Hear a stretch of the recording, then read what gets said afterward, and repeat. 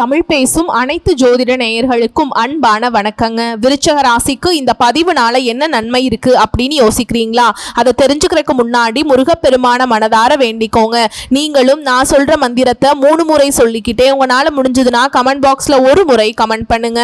ஓம் முருகா போற்றி, ஓம் முருகா போற்றி, ஓம் முருகா போற்றி. என்னை ஜெயிக்க வைத்த கந்தா கடம்பா கதிர்வேலா, நீதான் இந்த விருச்சக ராசிக்காரர்களை வழிநடத்தி வாழ்க்கையில செழிக்க வைக்க வேண்டும். முருகனின் காலடியை தொட்டு வணங்கி நான் இந்த பதிவை தொடங்குறேங்க. தினமும் உங்களுக்கு கிரகநிலை மாற்றத்தால் வரக்கூடிய சுப பலன்களை அறிய கட்டாயம் சப்ஸ்கிரைப் பண்ணி பெல் பட்டன் அப்புறம் ஆல் ஆப்ஷன் இருக்கும், அதையும் கொடுத்து வைங்க. ஒவ்வொரு பதிவும் உங்களை வெற்றியடைய வைக்க வேண்டும் அப்படிங்கிற எண்ணத்துல தான் போடுறோம்.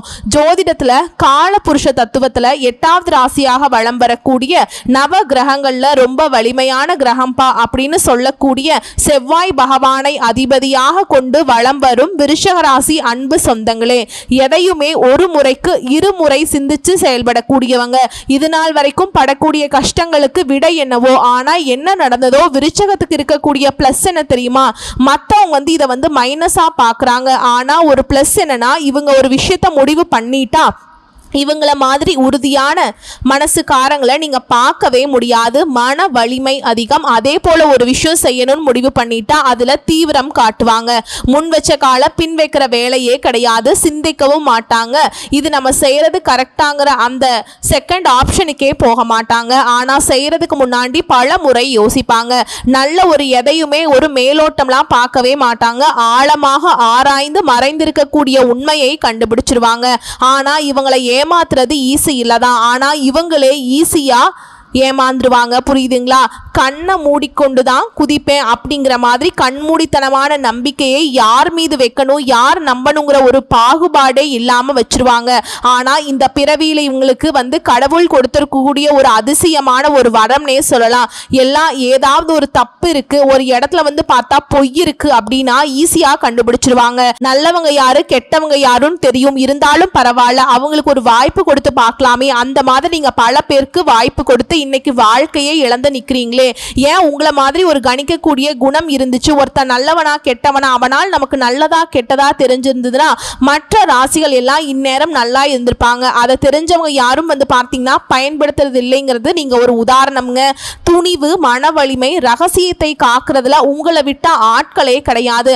ஒருத்தன் சொல்றான் ஒரு விஷயம், ஆனா மற்ற ராசிக்காரர்களோ இல்ல மற்றவங்களோ வச்சுக்கோங்களேன், அது ரகசியம் காக்குறது ரொம்ப கஷ்டம். ஆனா செத்தாலும் உண்மையை வெளியே சொல்லாத ராசினாக்கா விருச்சக ராசியே சொல்லலாம். ஒரு விஷயத்த மனசுல வச்சுட்டா போதும், சாதிக்காம விட மாட்டீங்க. அந்த உறுதி தான் மற்றவங்களுக்கு ஒரு எடுத்துக்காட்டுனே சொல்லலாம். அதே போல தெய்வத்தை ரொம்ப நம்புவீங்க. நீங்கெல்லாம் மருத்துவரா இருந்துட்டா அந்த நோயாளிகளுடைய அந்த மன வலிமையை அழகா கையாளுவீங்க. இப்போ உதாரணத்துக்கு தீவிரமான நோய் பாதிப்புனால ஒருத்தர் இருக்கார் அப்படின்னா, அவங்க கிட்ட மருத்துவம் பார்த்துட்டு இருக்காங்க அப்படின்னா அவங்களுக்கு தன்னம்பிக்கை தைரியத்தை கொடுத்து மன வலிமையை மேம்படுத்தி தீவிரமா போராடி அவங்கள சரி பண்ணிடுவீங்க. உளவியல் துறையில, சிகிச்சை துறையில இந்த விருச்சக ராசி எல்லாம் மேக்சிமம் பார்த்தீங்கன்னா அதிகாரத்தோட சுத்திட்டு இருப்பாங்க. ஜட்ஜ் ஆகிறது, போலீஸ் ஆகிறது, இந்த மாதிரி விருச்சக ராசிக்கு ஈஸியா ஜாப் ஆப்பர்ச்சுனிட்டிங்கிறது கிடைக்குங்க. இவங்க அதில் இருந்தாலே சாதிப்பான். வலிமையான ஆளுமை, கவர்ச்சிகரமான பேச்சு, அரசியல், நிர்வாகம், படை, போலீஸ், அதிகாரத்துறைகளில் உயர்ந்து நிற்கக்கூடிய அமைப்பு, செல்வாக்கு, இவங்க இருக்கக்கூடிய இடமெல்லாம் சும்மாலாம் இருக்காதுங்க. இவங்க இருக்கக்கூடிய இடம் பார்த்தீங்கன்னா ஒரு காந்த சக்தி மாதிரி மற்றவங்களை இருக்கும். தனியாக அடையாளம் பெற்று நிற்கக்கூடியவங்க இந்த விருச்சக ராசிக்காரங்க. செமையா இருக்கே, நிறைய விஷயங்கள் இருக்கு, ஒரு மைனஸும் இல்லையே. இந்த அளவுக்கு விருச்சக ராசி இருந்தும் ஏமா எல்லாரும் விருச்சக ராசியை மட்டும் வெறுக்கிறாங்க?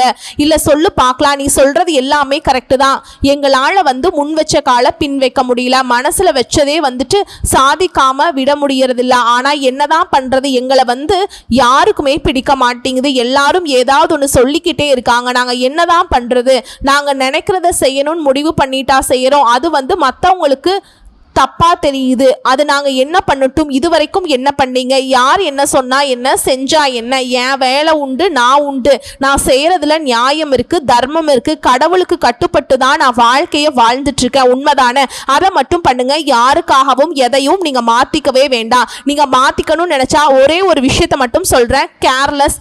நேரம் காலம் போனால் திரும்ப வராது, அதை கொஞ்சம் மாத்திக்கோங்க. அதே போல தீவிரமா இருங்க, வேணான்னு சொல்ல, ஆனா கொஞ்சம் தளர்த்திக்கிட்டா சிறப்பு. யாரையும் எடுத்தெறிஞ்சு பேசாதீங்க. இந்த உங்களுடைய தோற்றம் எப்படி தெரியுமா இருக்கு, மற்றவங்களுக்கு அகங்காரமா தெரியுது, ரொம்ப கர்வம் பிடிச்சவங்களா வந்துட்டு தெரியுது. அதை மட்டும் கொஞ்சம் திருத்திக்கிட்டா இன்னும் சிறப்புங்க. ஸோ இப்படி அப்படின்னு உயர்வாக பேசக்கூடிய இவ்வளவு அழகான விஷயங்களை வச்சுக்கிட்டு விருச்சிக ராசி கஷ்டப்படுறதுக்கு காரணம் என்னவோ, நேரம் சரியில்லையோ, காலம் சரியில்லையோ, எந்த கிரகம் எங்கே உட்கார்ந்துக்கிட்டு என்னை பாடா படுத்துதோ தெரியலையேன்னு யோசிக்கிறீங்களா? அதற்கான விடை இப்போ நான் சொல்கிறேன். உங்களை பொறுத்த வரைக்கும் வாழ்க்கையில் முன்னேற பல விதங்களில் முயற்சி பண்ணிட்டீங்க, பல நேரங்களில் பல பேரால் ஏமாந்தும் போயிட்டீங்க. எப்படியாச்சும் ஒரு விஷயம் செய்யணும் தீவிரமாக முயற்சி பண்ணியிருப்பீங்க. அந்த சமயத்தில் நல்லா நம்ப வச்சு கழுத்தறுத்திருப்பாங்க. துரோகிகளுடைய ஆதிக்கம் அதிகமா பாதிக்கப்பட்ட ராசி விருச்சிக ராசி. விறுவிறுன்னு முன்னேற மாதிரி இருக்கும், ஆனா வந்து பார்த்தீங்கன்னா விறுவிறுன்னு ஆல்ரெடி இருக்கிறதுமே வந்து போன மாதிரி தான் வாழ்க்கை இப்போ இருக்கும். குறிப்பா பண விஷயங்கள்ல பல விதங்கள்ல ஏமாந்து வந்திருப்பீங்க. ஸோ உங்களை பொறுத்த வரைக்கும் இப்போ ஜோதிட ரீதியா முழு சுபகிரகம்னு சொல்லக்கூடிய குருவால உங்க வாழ்க்கையில் இப்போ நான் சொல்லிட்டு இருந்த எல்லா கஷ்டங்களுக்குமே ஒரு மாற்றம் வரப்போகுதுன்னு சொல்றேன். இப்போ வந்து குரு பகவானை பொறுத்த வரைக்கும் உங்களுக்கு 8ஆம் வீட்டில் அமர்ந்து தீராத தொல்லைகளை கொடுத்துட்டு இருந்தார். 8 அப்படின்னா அஷ்டமங்க. அந்த இடத்துல எந்த கிரகம் வந்து உட்கார்ந்தாலும் சரி பாதிப்பு பல வகைகளில் வரும்.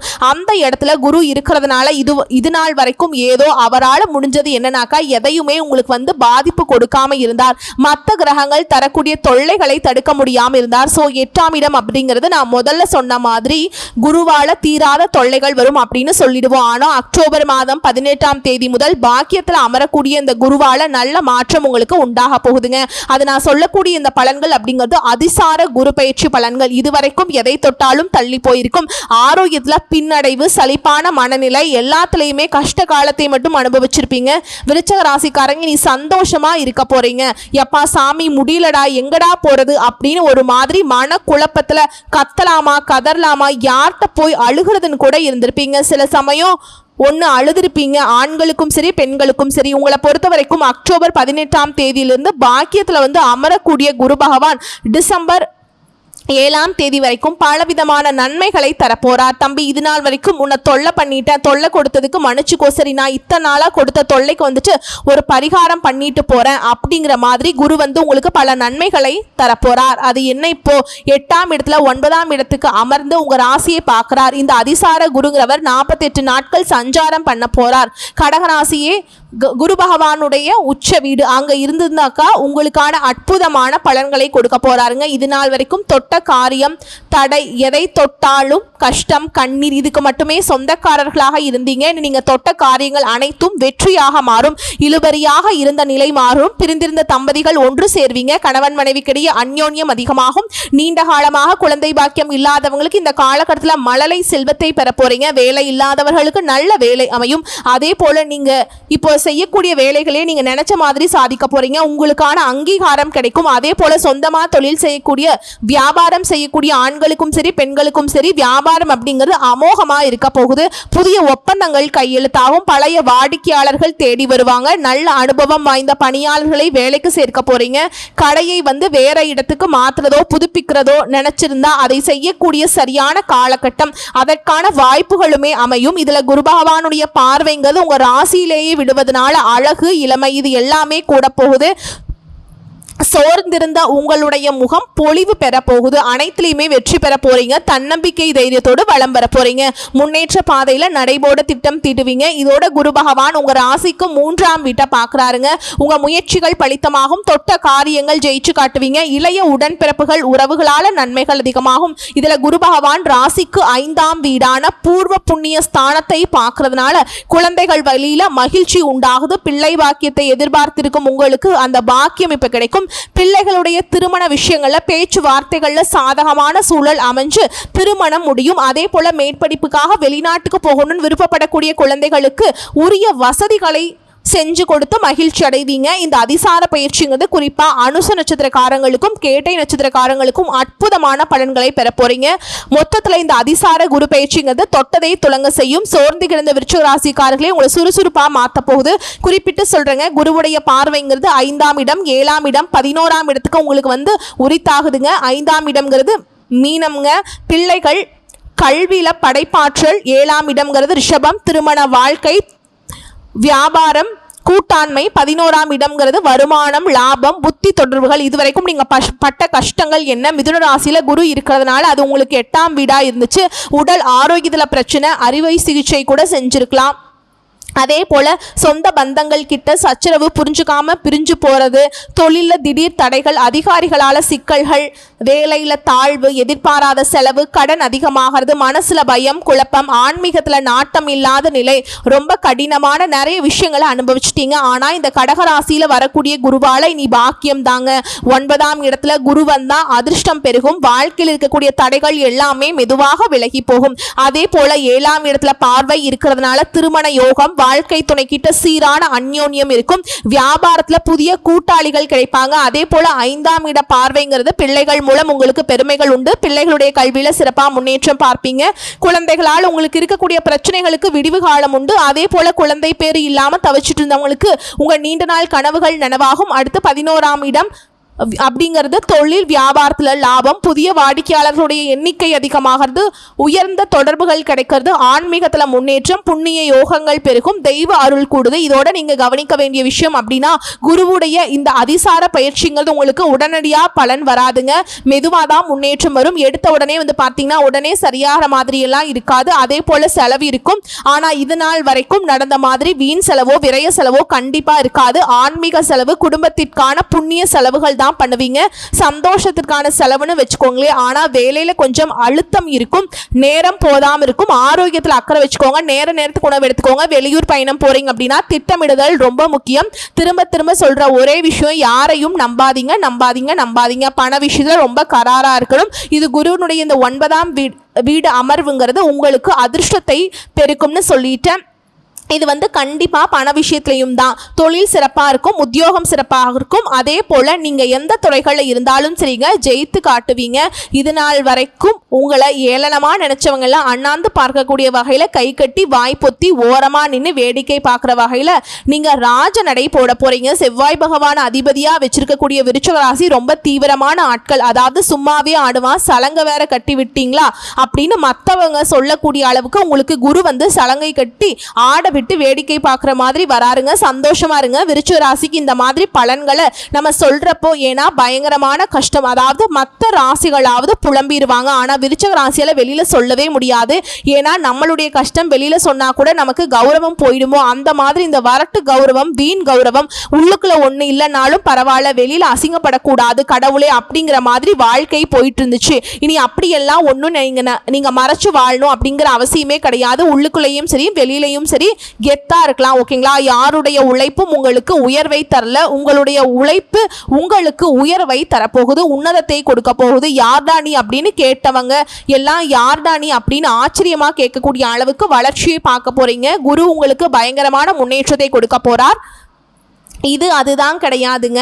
இப்போ யோசிப்பீங்க, இதெல்லாம் பணக்காரருக்கு நடக்கும் போல, நான் எல்லாம் கூலி வேலை செய்கிறேமா? ஒரு நிமிஷங்க. விருச்சிக ராசி, விருச்சிக லக்னம், விருச்சிக ராசியில் இருக்கக்கூடிய அனைத்து நட்சத்திரங்களுக்கும் நான் சொல்லக்கூடிய பலன்கள் பொருத்தமாகும். அதாவது இது பொதுவான விஷயங்களை சொல்கிறேன். இப்போ யாரா வேணா இருங்க, எந்த துறைகளில் வேணா வேலை செய்யுங்க, அந்த துறைகளில் நம்ம முன்னேற நினைப்போம். இப்போ ஒரு கூலி வேலை செய்கிறவங்களுக்கு என்ன ஆசை? ஒரு நல்ல ஒரு வீடு கட்டணும், குழந்தைகளை நல்லா படிக்க வைக்கணும், இந்த மாதிரி ஆசைகள் இருக்கு இல்லையா? அந்த மாதிரி தேவைகள் பூர்த்தியாகக்கூடிய அளவுக்கு வருமானம் வரும். கூலி வேலை செய்கிறீங்க, ஒரு நாளைக்கு 100 ரூபாய் 150 ரூபா சம்பாதிக்கிறீங்க அப்படின்னா அந்த கூலி வேலை நிரந்தரமாக கிடைக்காது இல்லையா? ஆனால் இனி நிரந்தரமான வருமானத்திற்கு ஒரு வழி பிறக்கும்.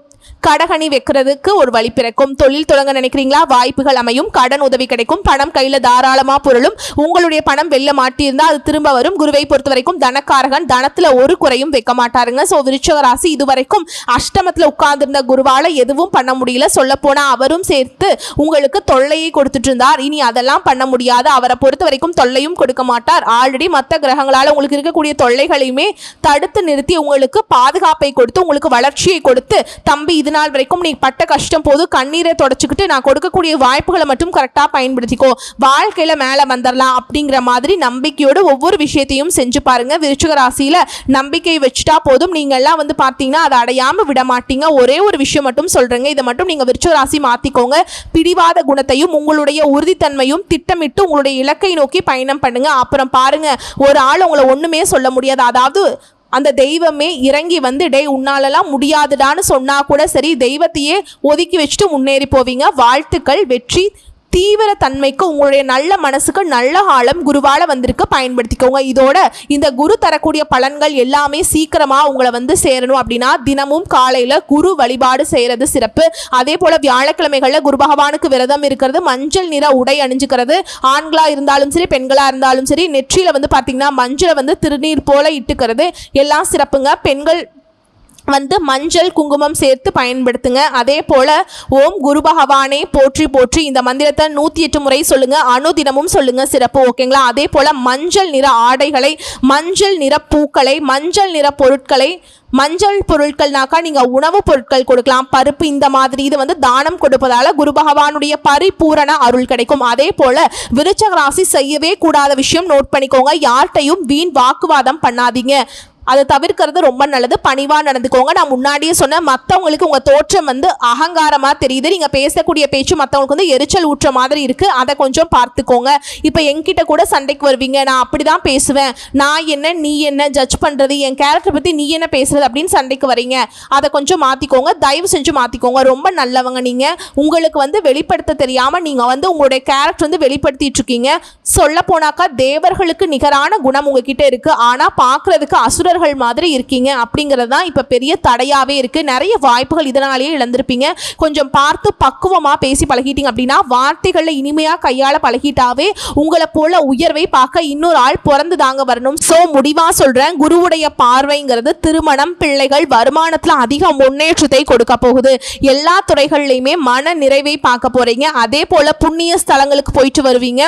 தெய்வ அருள் பரிபூர்ணமா கிடைச்சிருக்கு. ஒட்டுமொத்தமா விருச்சிக ராசிக்கு மிதுனத்திலிருந்து கஷ்டத்தை கொடுத்து குழப்பங்களை கொடுத்த குரு பகவான் அக்டோபர் 18ஆம் தேதி முதல் கடகத்துல உச்சம் பாக்கியஸ்தானத்துக்கு வர்றதுனால உங்களுடைய வாழ்க்கையில நல்ல அதிர்ஷ்டம், முன்னேற்றம், பாக்கியங்கள் எல்லாமே பெருக போகுது. திருமணம், பிள்ளைகள், தொழில், வருமானம் அனைத்துலையுமே நல்ல வளர்ச்சியை உண்டாக்க போறார். ஸோ இப்போ வரைக்கும் நம்ம சொன்ன விஷயங்கள் எல்லாமே உங்களுக்கு உண்மையிலேயே ஆமான்னு தோணுது, நீங்க சொல்றது சரிதான்னு தோணுச்சுன்னா கமெண்ட் பாக்ஸ்ல ஆமான்னு சொல்லுங்க. அதே போல கமெண்ட் பாக்ஸ்ல ஓம் குரு பகவானே போற்றி போற்றின்னு குருவுடைய மந்திரத்தையும் 3 முறை எழுதுங்க, சிறப்பு. உங்களுடைய நல்ல குணத்துக்கு நல்ல காலம் பிறந்துருச்சு. இனியாவது நல்லவங்க கெட்டவங்க, எது நல்லது எது கெட்டது, நம்ம என்ன பண்ணணும் என்ன பண்ணக்கூடாது, இது போன்ற ஒரு தெளிவான சிந்தனையோடு திட்டமிடுதலோடு செயல்பட்டு பாருங்க. நாளும் பொழுதும் உங்களுக்கு துணை வரும். 4 புறங்களில் இருந்து பணம் வரும். 8 திக்கில இருந்து உங்களுக்கு உதவிகள் வரும். நீங்க நினைச்சா அது நடக்கும். நடக்கிறது எல்லாமே நீங்க நினைச்சதாவே இருக்கும். இந்த பதிவு பிடிச்சிருந்தா வீடியோக்கு லைக் பண்ணுங்க, நம்ம சேனலை சப்ஸ்கிரைப் பண்ணிக்கோங்க. மேலும் பிடிச்சிருந்தா ஃப்ரெண்ட்ஸ் அண்ட் ஃபேமிலிக்கு ஷேர் பண்ணுங்க. வாழ்த்துக்கள், நன்றி, வணக்கம்.